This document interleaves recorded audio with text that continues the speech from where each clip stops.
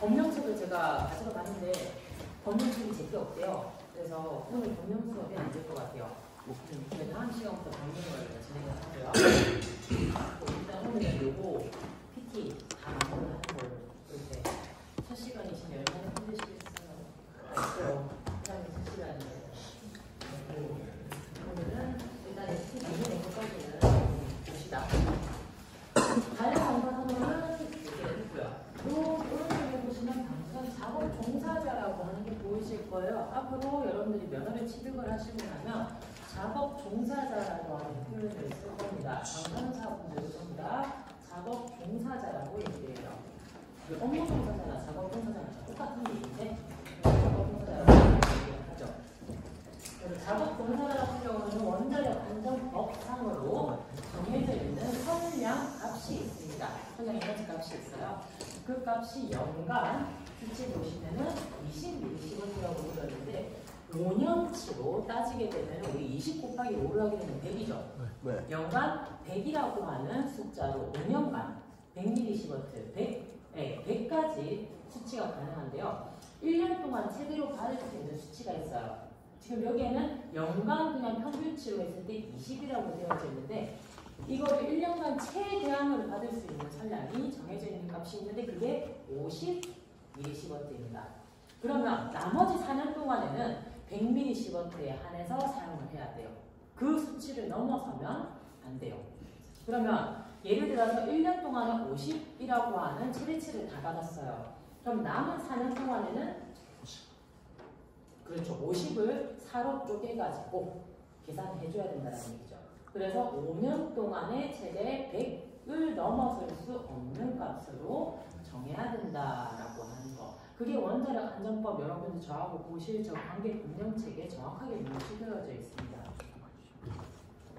자, 그리고 아까 제가 나라 얘기하면서 브라질 같은 경우는 굉장히 높은 선량으로 지금 되어져 있다 했죠. 일단은 세계에서 제시한 기구에서 국제방호기구에서 제시한 값은 연간 10mC예요. 우리가 2.4인데 우리보다는 5배나 더 높은 수치를 가지고 있죠. 아까 제가 평균 8 정도 된다라고 얘기했었잖아요. 근데 그거보다 더 제시된 수치는 높습니다. 이렇게 각각 위도 경도에 따라서 나라마다 다르다라고 하는 부분. 자, 그리고 유럽이나 미주나 유럽 쪽으로 갈 경우에는 비행기를 장시간 타게 되죠. 보통 미국 같은 경우에는 멀리 날아가게 되면은 8시간, 시카고 이 정도 가게 되면 7시간 반 정도, 그리고 유럽 같은 경우에는 평균 6시간 반에서 7시간 정도 비행기를 타게 되는데 비행기를 타게 되면 일단 고도가 유럽이나 미주로 갈 경우에는 우리 일반적으로 사용하는 그 동남아 노선보다는 더 높은 곳에서 비행을 할 수밖에 없거든요. 그렇다 보니 비행기를 타고 가게 되면 자연스럽게 우주하고 가까워지는 지점으로 가버리기 때문에 이렇게 선량을 이 정도 받는다라고 보는 거죠. 근데 이거는 법정값은 아니에요. 우리가 법으로 제시한 값은 연간 자연 방사 선량인 2.4라고 하는 수치만큼만 일반인들이 받을 수 있는 수치는 딱 이쪽으로 정해져 있다는 거죠. 이건 사람이 갈 수도 있고 안 갈 수도 있기 때문에 맞잖아요. 그래서 이 정도의 선량을 받는다, 사람이 피폭이 된다 라고 보시면 될 것 같아요. 자, 그리고 오른쪽에 보시면은 여기 인공망사선사, 여기 방사능 치료라고 하는 걸 한 번씩 좀 들어보셨을 거예요. 뉴스에서도 잘 나오고 하니까. 자, 방사선 치료 장비는 참 다양해요. 지금 꿈의 치료기라고 하는 중입자 치료기, 연세대학교 세브란스 의료원하고 그다음에 지금 서울대학교는 만들고 있고요. 그다음에 지금 밑에 영남권에는 기장의 원자력의학원, 거기는 지금 중입자 가속기를 이용한 중성자 치료기, 무거운 입자를 이용한 치료기가 도입이 되어져 있죠. 그래서 보통은 방사능 치료를 하게 되면 플랜이라고 하는 계획을 짜게 되는데 그 치료 방법도 굉장히 다양해요. 어떤 선원을 사용을 해가지고 치료를 할 것이냐, 전자선을 이용한 치료도 있고요. 그다음에 방금 얘기한 그냥 입자로만 가지고도 치료를 하는 경우, 그리고 중성자로 가지고 치료를 하는 경우 참 다양하게 많이 있습니다. 그러면 그 어떤 종류에 따라서 치료를 하는가는 병명에 따라서 달라지게 돼요. 양성자 치료기도 들어보셨을 거예요. 그런 종류들 자체가 우리 인체 내에서 종양이 생겼을 때 타겟이라고 얘기를 하는데요. 그 타겟의 특성, 크기, 종양이 여러분들 그냥 종양이라고 하는 게 악성 종양도 종류가 한 400가지, 500가지가 돼요. 그 종류에 따라서 치료를 할 수 있는 것도 있고 없는 것도 있어요. 약물 치료만 필요한 경우도 있고 방사선 치료를 병행을 해야 되는 경우, 수술도 같이 해야 되는 경우, 그때마다 사용하는 방사선 치료 장비가 다 다릅니다. 그건 여러분들 방사선 치료학 가시면 아마 배우실 건데요. 3학년 정도 되겠죠. 그러면 가속기라고 하는 게 여러분 원자력, 관계, 법령, 체계 열어보면 가속기의 종류가 참 많이 있을 거예요. 한 최소 12가지에서 14가지 정도가 있을 겁니다. 그럼 그 가속기의 종류에 따라서 만들어지는 입자의 특성이 달라져요. 속도도 다르고요. 크기도 다르고요. 그 다음에 에너지도 다 달라요. 그런 것들을 사용을 해서 우리 인체 내에 치료를 한다는 얘기죠. 그러면 우리가 종양이라고 하는 것은 이 또한 생긴 사람도 있고 안 생긴 사람도 있기 때문에 이거는 법적으로 어떠한 수치만큼 제한을 할 수가 없습니다. 왜 그럴까요? 사람마다 인체의 특성이 다 다르잖아요. 그죠? 그리고 방사선 치료라고 하는 것은 결국 그 환자가 어떠한 이득을 얻기 위해서 행하여지는 과정이기 때문에 그거를 법적으로 제한치료를 줘버리게 되면 의사가 이 종양을 치료하기 위해서 10번을 해야 되는 의사가 있을 수도 있고요. 아니 그 종양 치료가 덜 됐는데 법적으로 제한을 해버리게 되면 더 이상 치료를 못하게 돼버리게 되죠. 그래서 의료 해외에 있어서의 방사선 치료는요. 제한점이 없습니다. 그런 특성이 있어요. 그것도 원자력 안전법에서 나오는 얘기 중에서 하나입니다. 자, 그럴 경우에는 지금 설명을 보시면요. 굉장히 높아요. 이 지금 여기서는 GY라고 적혀져 있는 글자가 이게 그레이라고 읽어요. 나중에. 저하고 용어도 다 보실 거예요. 그레이라고 읽는데 여기 보시면 이거는 SV는 시버트라고 있고요. 얘는 그레이라고 있는데 두 개가 어떻게 보면 같은 용어예요. 근데 사람이 받았을 때를 우리가 시버트라고, 피폭에 대한 단위로 봤을 때를 시버트라고 얘기를 하고, 그 다음에 그레이라고 하는 것은 물체도 되고요, 사람도 되고, 어떠한 종류에 상관없이 흡수되었을 때의 값을 우리가 그레이다라고 표현을 하는 겁니다. 그래서 이 시버트라고 하는 개념보다는 상위 개념이에요. 같은 값을 나타내는데도, 단위가 같은데도 이렇게 두 가지로 구분을 할 수밖에 없는 것은 정확하게 사람한테만 해당하는 용어이냐, 아니면 동물한테만 해당하는 용어이냐, 이게 우리 생명체한테만 해당하는 용어인지, 아니면 모든 물건을 통틀어서 선량을 나타내는 단위인지에 따라서 용어가 조금씩 바뀌는 게 있어요. 자, 그 부분은 용어 정리 부분에 넘어가면 제가 정확하게 말씀을 드릴 거니까 아, 오늘 이런 게 있구나라고 하는 것 정도만 들으시면 될 것 같습니다. 그래서 보시면 일단은 얘보다는 2배가 높고요. 최소 2배, 많게는 3배. 자, 이거를 한 번에 사람이 다 받게 되면 어떤 문제가 생기냐면 바로 죽어요. 즉사예요. 사람이 전신의 모든 선량을 받았을 때 죽을 수 있는 선량, 바로 즉사할 수 있는 선량은 약 8GY, 그레이 정도가 한도 선량입니다. 근데 저 한도 선량값 이상으로 지금 들어가게 되죠?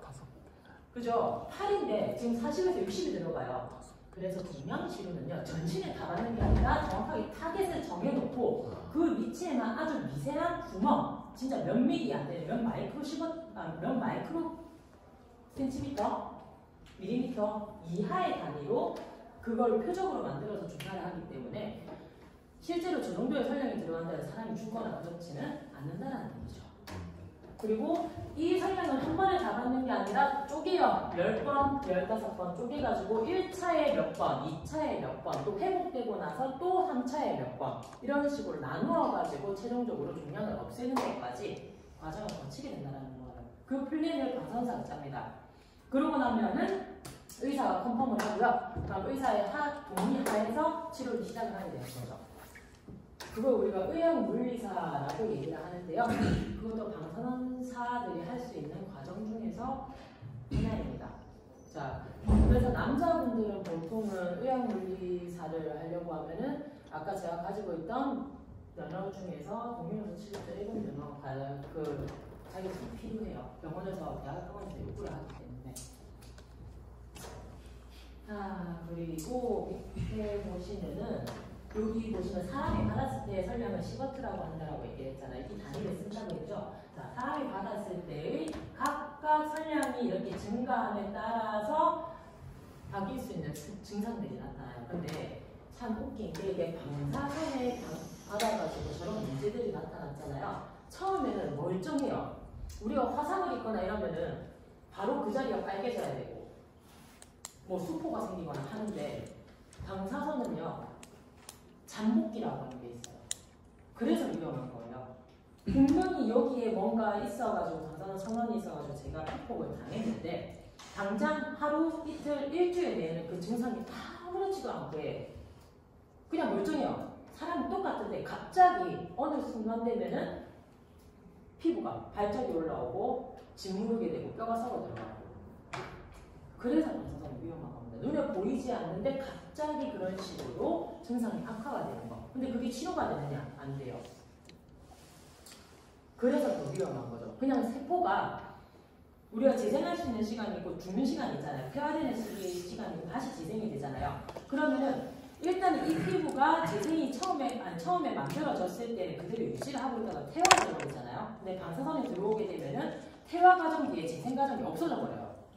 그래서 다시 사람이 회복을 할 수 있는 시간이 없어져 버리는 거죠. 그렇다 보니까 일시적으로는 그냥 괜찮은데 나중에는 사람이 죽어버린다는 거죠.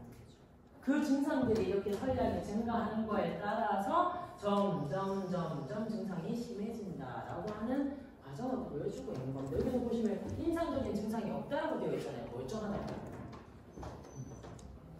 그래서 이런 얘기가 있었어요. 예전도 아니구나. 2018년도인가 19년도 그 전에 사고가 더 많았고요. 저기 울산의 현대중공업에서 작업을 하시던 분들이 우리가 아까 제가 비파기 검사 얘기했었죠. 네. 중공업이면 말 그대로 배 만들어내는 데잖아요. 네. 근데 그쪽에서 밤에 야간에 방사선 검사를 야간에 할 수밖에 없어요. 사람들이 없을 때 해야 되니까. 근데 야간에 근무자가 있었던 거예요. 분명히 검사를 한다라고도 얘기를 했고 작업하는 사람들이 가가지고 방사선 주사를 하고 있는데 그때 사용하는 설량은 철판을 뚫어야 되기 때문에 굉장히 고에너지가 들어가요. 감마선을 쓸 수밖에 없어요. 근데 안에서 작업을 하고 있었어요. 그 사람은 그대로 그거에 다 노출을 당한 거죠. 그래서 이거 큰일 났다. 근데 이 사람이 너무 멀쩡한 거예요. 맞잖아요. 맞은 사람이 너무 멀쩡한 거야. 근데 갑자기 2, 3주 뒤에 아파지기 시작하더니 결국은 30일 이내에 죽었어요. 30일 이내에. 그걸 우리가 LD30이라고 나중에 또 전문적인 용어가 있는데요. 30일 이내에 100% 사망할 수 있는 확률, 60일 이내에 30일 이내에 50%가 사망할 수 있는 확률. 그리고 저희 원자독이랑 4학년에 3명 더 추가가 됐는데 예, 나중에 쉬는 시간 2시쯤에 제 방을 오라고. 네. 30일 이내에 50% 죽을 수 있는 확률, 그리고 60일 이내에 100% 죽을 수 있는 확률, 이런 식으로 확률이 정해져 있어요. 근데 무조건 60일 이내에 그 정도의 살약을 받았으면 죽습니다, 사람이. 그래서 진짜 너무 고통스럽게 사람을 죽여달라고 할 정도로 아무 치료가 안 돼요. 사람 몸이 다 녹아내려버리는데, 뼈까지 다 녹아내려버리는데 그런 문제가 있었죠. 그럼 방사선이 피복되면은 네. 그 회복을 못하는 그 회복 시점이 정해져 있어요. 저희가 기준이라고 하죠. 그 기준치 이상으로 가게 되면 회복이 아예 안 돼요. 그 기준 밑으로는 어느 정도 회복은 됩니다. 진짜 미량을 받았을 때에는. 근데 우리가 일반적으로 영상을 찍을 거라고 방사선을 받은 경우하고는 완전히 달라요. 그 수치하고는 비교가 안 될 정도로 그거보다 한 1000배 정도 받아야지, 1000배에서 2000배 정도 받아야지 그런 문제가 생긴다는 얘기죠. 지금 여기에 나타나 있는 증상들은 그 정도의 설량들 이상이에요. 그래서 방사선 핵종에서 방출되는 감마선, 고에너지 X선을 받았을 경우 저런 문제점들이 생긴다라고 생각을 하시면 될 것 같아요. 근데 우리가 일상에서 사용하는 진단용 방사선 발생 장치는 저에너지입니다. 아무 문제가 없어요. 그런 사고도 많았죠. 굉장히. 그 정도는 될 것 같고요.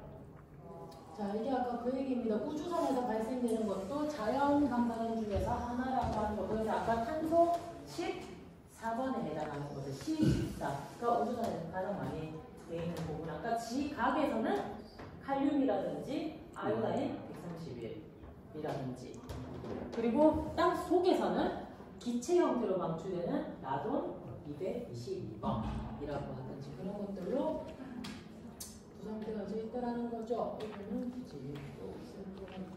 이것도 아까 얘기했던 부분입니다. 자, 그러면은 방사선이라고 하는 것을 누가 발견을 했느냐? 이 사람이 렌트겐이라고 하는 사람이에요. 아주 유명한 프랑스 물리학자인데요. 이 부인이 마리 퀴리라고 하는 폴란드 물리학자예요. 그래서 이 손가락 사람은 퀴리 부인의 손가락이에요. 본인이 해서 방사선에 대한 이때 당시만 해도 방사선을 발견을 했지만 이게 위험하다 위험하지 않다라고 하는 거에 대해서는 전혀 몰랐던 상황이에요.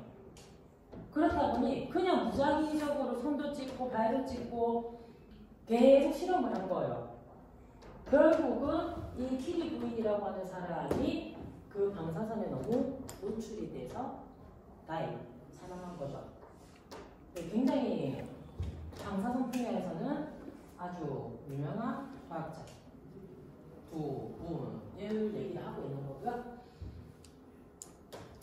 그래서 이때부터 실제로 저희 나라도 방사선 장치가 도입이 시되기 시작으로 일제강점기 시대 때 들어왔어요.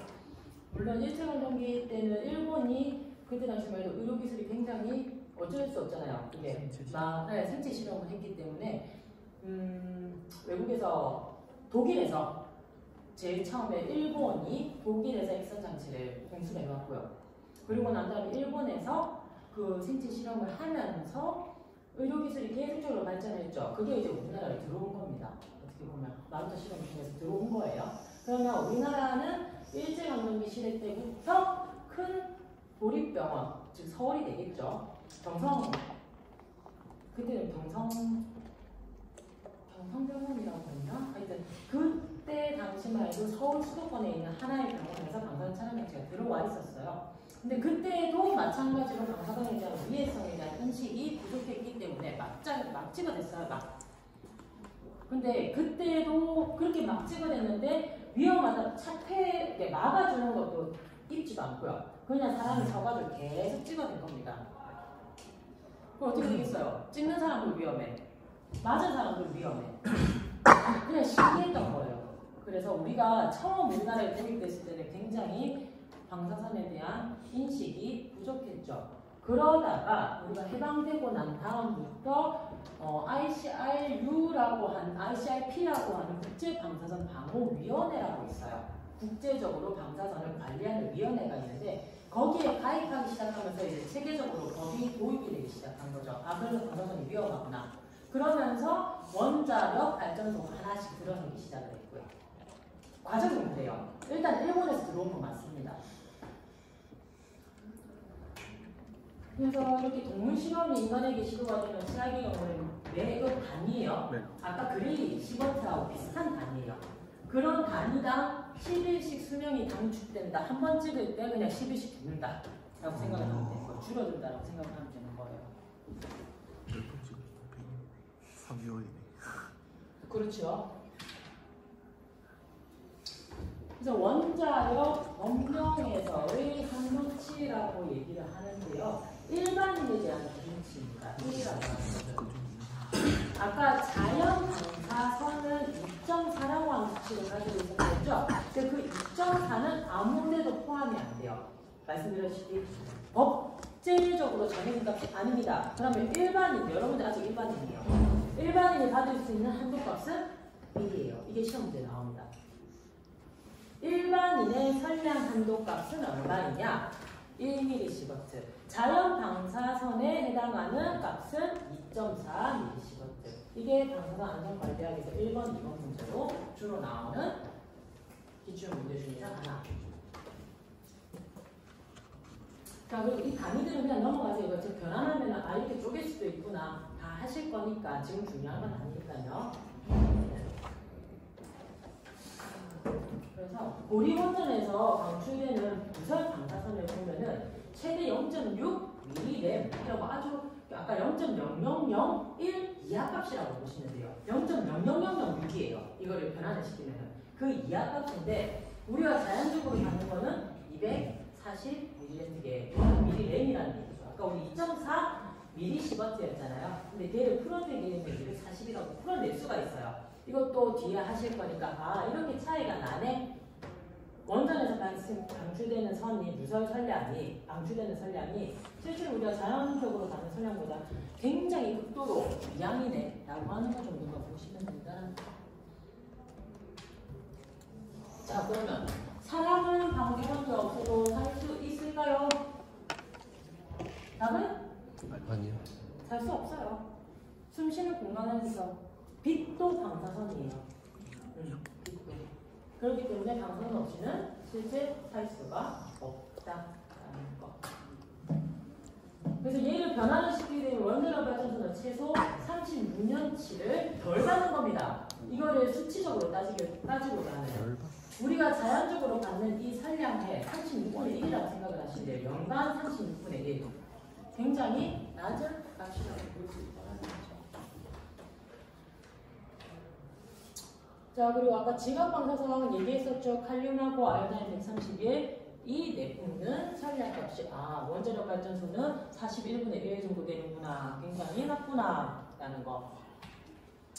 자 불어오는 바람도 결국은 자연 방사 소열량이 됩니다. 자연 방사 소열량은 최소 142분의 1 정도밖에 안 되는 거야. 원자력 발전소에서 방출되는 산량이요. 안전하다라고 하는 것을 말씀드리는 겁니다. 자, 음식물도 마찬가지로 그냥 읽어보세요. 자, 체르노빌 원자력 발전소 사고는 혹시 들어보신 게 있으실까요? 네, 체르노빌 원전 굉장히 큰 사고 중에서 하나였죠. 러시아의 이거를 설명드리려면 일단은 원자력 발전소의 설비부터가 조금 차이가 나는데요. 자, 우리나라가 사용하는 원자력 설비는 중수로입니다. 근데 이때 당시에 러시아가 사용했었던 원자력 설비는 핵 용융 봉을요 쭉 원판으로 깔아요. 원래 원심봉이 깔려져 있는데 쑥 들어가가지고 하나에서만 에너지가 뿜어져 나와야 되는데 그게 아니라 핵 연료봉을 전부 다 깔아가지고 순간적으로 담궈버립니다. 그러면은 에너지를 최대화시켜가지고 얻을 수는 있어요. 근데 가장 큰 문제는 제어가 안 돼요. 봐요. 한 개를 제어하는 것 자체는 쉬워요. 근데 이 한 개의 공이 아니라 이 10개가 있다고 생각을 하면 10개를 다 제어를 해야 되는데 이 10개의 제어가 쉽지가 않을 거예요. 그것 때문에 터진 사고입니다. 막 압이 올라가고 전기가 올라가면서 열이 발생을 할 거 아니에요. 그러면 압이 발생을 할 거 아니에요. 그러면 그 압을 낮춰야 되는데 압이 안 낮춰지는 거야. 그래서 셧다운 눌렀는데 이 셧다운 누르면 안 되는 거였어요. 이 셧다운 누르는 순간 모든 전기 계통이 먹통이 돼버린 거예요. 그래서 이 안에서 일하고 있었던 그 3명의 대표적인 이름이 너무 어려워서 제가 기억을 못하는데 이 3명의 관리자들이 다 도망갔어요. 터질 거 알고. 근데 중요한 건 이때 당시만 해도 이 우크라이나의 체르노빌 근처에는요 반경 2km 이내 지점에서 사람들이 다 살고 있었습니다. 아파트도 지어지고 있었어요. 굉장히 번화가였어요. 그 주변이 전부 우리 흔히 따지면 그때 다시 서울이라고 생각을 하면 될 정도로 번화가였는데 갑자기 그 새벽에 폭죽놀이처럼 다 터지는 거예요. 싹 다. 거기 아파트에서 보고 있었던 사람들은 어떻겠어요? 와 폭죽놀이다. 폭죽 터뜨리네. 그런데 그게 아니라 뚜껑이 날아가 버린 거예요. 원자력 발전소 돔이 있는 여기 돔이 있었는데 이 돔의 뚜껑이 다 날아가 버린 거예요. 터지면서. 그 애들은 신이 나가지고 아파트에서 다 뛰어나와요. 그 주변으로 다 가요. 자전거를 타고. 어떻게 됐겠어요? 죽었어요. 다 죽어요. 다. 전부 여기서 일하던 작업자, 관리자들은 빨리 도망가 버렸으니까 빨리 탈출했거든요. 터지기 전에 탈출해버렸으면 그 사람들은 진짜 경미한 부상 정도밖에 안 입었는데 회복될 정도의 선량밖에 안 받았는데 나머지 그 주변에 반경 20km, 30km 있었던 사람들은 전부 다 싹 다. 그리고 멀리 있으면 멀리 있을수록 방사선에 대한 영향은 적어집니다. 근데 그 사람들은 이 사고가 일어난 줄도 몰랐어요. 왜 그때 당시만 해도 통신이라고 하는 게 지금처럼 이렇게 되는 게 아니라 전화해서 이걸 타자치고 이렇게 했었을 때 상황이었기 때문에 못 도망가고 다 피복된 거예요. 그나마 제일 멀리 있었던 사람들은 조금 덜 받았다라는 것뿐이지 그 죽는 시기의 차이는 의미가 없었다라는 거죠.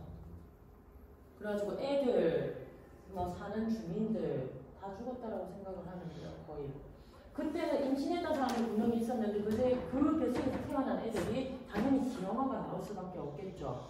왜? 유전적인 변화를 일으킨 거기 때문에. 그럼 얘네들은 오래 살았을까요? 아니요. 아니라는 거죠. 이게 3대, 4대에 걸쳐가지고 계속 이어진 거예요. 그래서 사실 원자력 발전소나 어떠한 핵사고가 발생을 하고 나면요. 그 주변에서 못 나오게 합니다.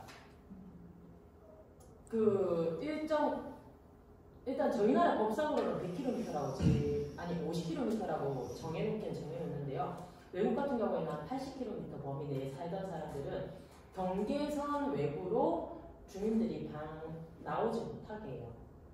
물론 여기 시설이 문제가 생겼어요. 누출이 됐어요. 그러면 50km 지점까지는 진입 못하게. 그러니까 나머지 30km 지점 안에서만 그 사람들이 살 수 있게끔 공간을 만들어주는 거죠. 왜냐하면 이런 문제 때문에 그 사람이 결국은 핵종 덩어리가 되는 거예요. 번지. 그 사람이 나오잖아요. 그럼 그 사람이 저희가 음식을 먹을 거 아니에요. 배설을 할 거 아니에요. 그 모든 것들이 전부 다 방사선 덩어리입니다. 그래서 나올 수가 없는 거예요. 그 정해놓고 그 사람들은 계속 그냥 거기서밖에 살 수가 없는 거죠. 그래서 아직도 복구 안 됐죠. 최소 이게 다 안정화되려고 하면은 최소 500년. 네, 최소 500년이에요. 일단은 지금까지 과학적인 가설로는 500년인데 문서로 밝혀진 건 한 300년 정도. 근데 완전히 안정화되려고 하면 이 주변까지 안정화되려고 하면 500년이라는 거죠. 그래서 방사선 사고가 유익한데도 이런 문제가 생기면은 진짜 위험하다라고 하는 걸 얘기하는 거죠. 일본도 마찬가지예요. 저희가 원폭을 저희는 안 당했지만 물론 거기 한국 사람도 있었을 거예요. 히로시마 나가사키 원폭 터졌을 때요. 그래서 그때 버섯구름이라고 표현을 하죠. 그 버섯구름이 전부 다 방사성 핵종이 포함된 폭탄이 문제가 아니라 거기서 발생한 시커먼 구름 있죠. 이게 아마 회색 구름이나 시커먼 구름을 그림으로 보셨을 거예요. 그게 전부 다 방사성 핵종 덩어리예요. 그게 전부 다 이렇게 싹 다 퍼졌다라고 생각을 하시면 돼요. 그 정도로. 아직까지도 유전적인 변이를 일으키고 있죠. 그게 지금 벌써 3세대, 4세대까지 지금 내려왔는데 또 그거를 토대로 실제 ICF 아까 제가 얘기했던 방사선 방어위원회에서 그 사람들의 표본을 토대로 해가지고 방사선 위험성을 계속 분석을 하고 있거든요. 그래서 지금 우리가 더 전 세계적으로 법을 더 견고하게 할 수 있는 계기는 됐어요. 근데 그 사람들 아무 죄 없이 당한 거죠. 쉽게. 그래서 요것도 뒤에 방사선에 대해서 얘기를 하면서 자 그럼 이제 방사선이라고 하는 게 무엇인지 전문적인 용어로 봐야 될 겁니다. 자, 방사선이라고 하는 것은 전자파 또는 입자선 중에서 직접 또는 간접적으로 공기를 전리시키는 능력을 가진 되게 어렵게 표현을 하고 있죠. 여기서 전리라고 하는 단어도 모르실 거고요. 그 다음에 여기서 간접적으로 어떻게 공기를 훑고 지나갈 거야 라고 하는 것도 모르실 거예요. 어려우실 거예요. 자, 아까 방사선이라고 하는 것 중에서 대표적인 게 X선, 감마선이 맞아요. 근데 걔네들은 입자의 형태를 가지고 있지 않은 파의 형태이기 때문에 우리 파의 흐름을 생각을 해보면은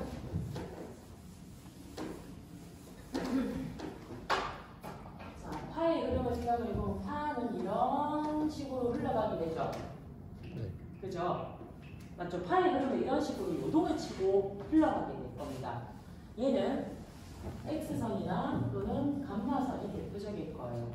근데 앞으로 지금 저하고 또 수업을 하실 때 나오는 것 중에서 얘기가 입자 선이라고 하는 얘기가 나올 건데요. 이 입자선이 아까 제가 여러 가지 영어 원소를 얘기해 주면서 질량 얘기했었잖아요. 무게를 가진 선들. 그 대표적인 게 알파, 그리고 베타, 그리고 양성자. 양성자가 프로톤인데, 중성자는 아니에요. 양성자는 프로톤인데 양의 성질을 가진 거. 베타선은 전자의 형태라고 생각을 하시면 돼요. 안 적으셔도 돼요. 오늘은 제가 편하게 들으라고 하시잖아요. 그죠? 편하게 들으세요. 요거는 또다시 저하고 얘기를 할 거예요. 다음 시간부터 또 할 거예요. 계속 얘기할 거예요. 반복할 거니까 그냥 편하게 들어요. 말 그대로 질량을 가진 것이라고 표현을 하죠. 자, 그러면 질량을 가지면서도 지금 얘는 플러스의 전환을 가지고 있고요. 얘는 보통 마이너스의 전환을 가지고 있고 얘는 플러스의 전환을 가지고 있습니다.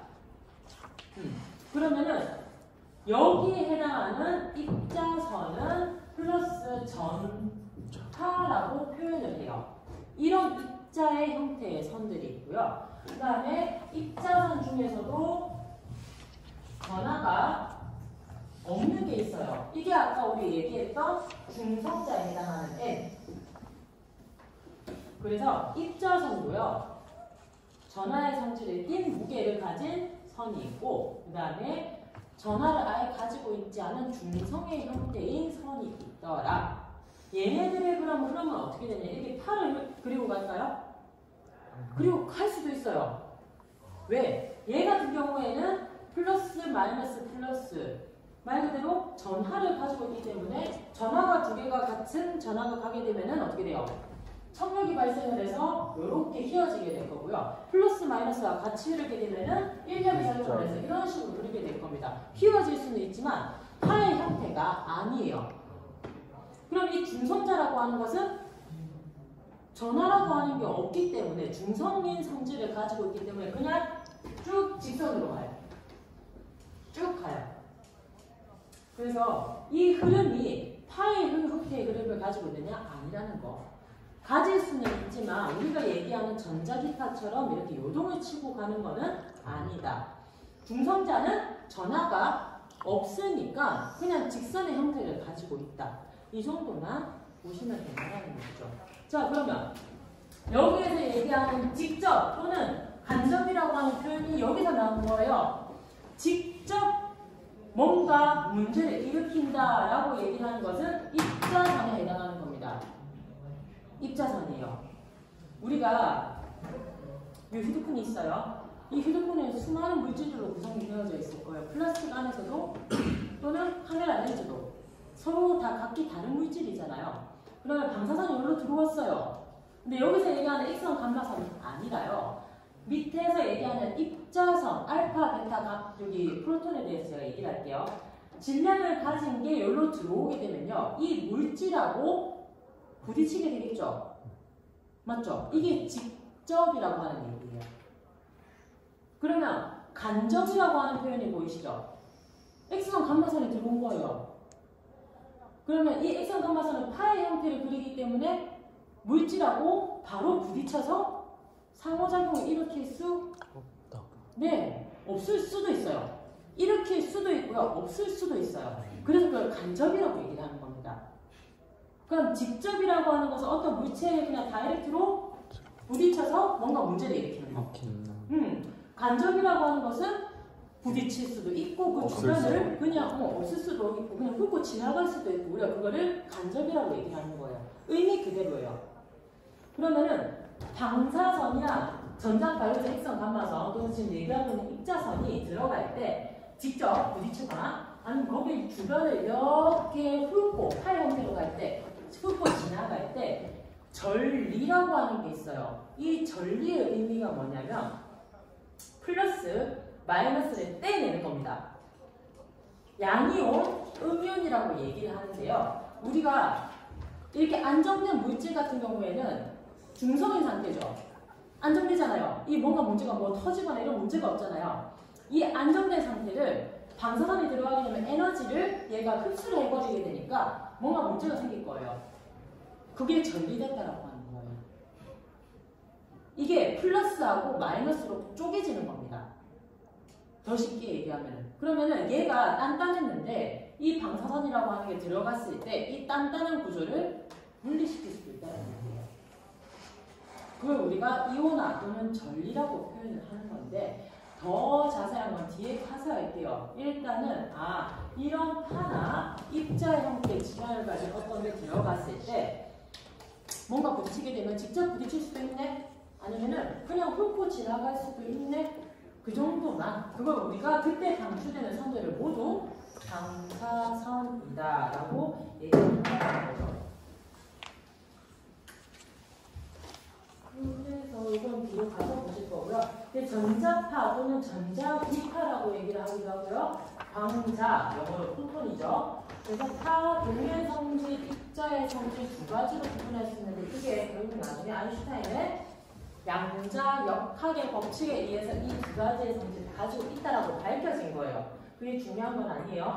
파가, 이거를 쉽게 풀어서 얘기를 하면 파가 들어갔는데, 이런 파가 들어갔는데 이 파가 어떤 원자, 이런 물질하고 반응을 했을 때요. 그냥 자신의 에너지가 바깥으로 나갈 수도 있고요. 이 파가 이 물질하고 부딪혀가지고 아까 직접 또는 간접이라고 했죠? 그죠? 직접적으로 부딪혔을 경우에는 이 물질을 분해시킨다고 예를 들었잖아요. 그게 입자의 성질로 튀어나올 수도 있는 겁니다. 말 그대로 전자 하나를 떼내게 되면 입자의 성질, 아니면 파의 형태 그대로 그냥 간접적으로 나갔을 때는 파동의 성질. 이렇게 두 가지로 구분을 한다는 거예요. 뒤에 가서 자세하게 합시다. 그래서 파는 우리 파의 성질 요것만 가지고 있는 게 아니라 어떠한 상호작용, 지금 말 그대로 어떠한 물체가 부딪혔을 경우에는 입자의 성질도 나타낼 수 있다라는 것 정도만 보시면 되고요. 에너지 단위로 내려가서 조금 지나가서 그래서 방사선을 구분을 했을 때는요, 에너지가 높은 방사선을 전리 방사선이라고 표현을 합니다. 일반적으로. 그럼 비전리라고 하는 것은 여러분들이 잘 아시는 MR, 총파 이런 것들일 거예요. 어떠한 영향도 인체에 일으키지 않는 것들, 어떠한 영향도 받지 않는 것들, 그걸 우리가 비전리라고 얘기를 하고요. 전리라고 하는 것은 뭔가 부딪히게 되면은 여기서 효과가 나타나야 돼요. 그걸 우리가 전리 방사선이다. 그거를 쪼개서 구분하게 되면 이렇게 구분할 수가 있습니다. 그럼 전리 방사선에는 전하를 가지고 있지 않은 X선, 감마선, 아까 얘기했던 질량만 가지고 있는 중성자, 그리고 정기적인 하전, 전기의 입자를 가진 것들이 전자, 양자, 알파선, 베타선. 양자는 좀 다른 개념인데요. 여기에다가 양성자도 적어주셔야 돼요. 사실 양성자도 같이 포함되어 있는데 적지 마요. 미안해요. 뒤에 가서 설명할 거니까. 그래서 일단은 입자의 성질을 다 질량을 가지고 있는 것들, 그리고 질량을 가지고 있지만 전하의 성질이 없는 것들, 이렇게 두 가지로 구분을 한다는 얘기죠. 그걸 저쪽에 보면 이렇게 쪼갤 수가 있대요. 이거 많아서 넘어갈게요. 저 뒤에서 볼 겁니다.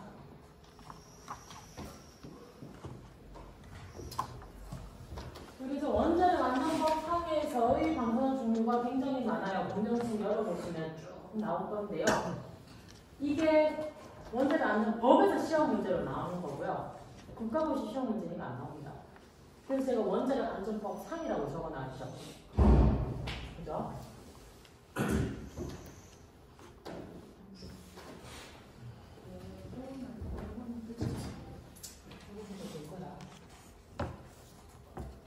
조금 쉬었다가 오시고요. 제가 나머지 진행을 해서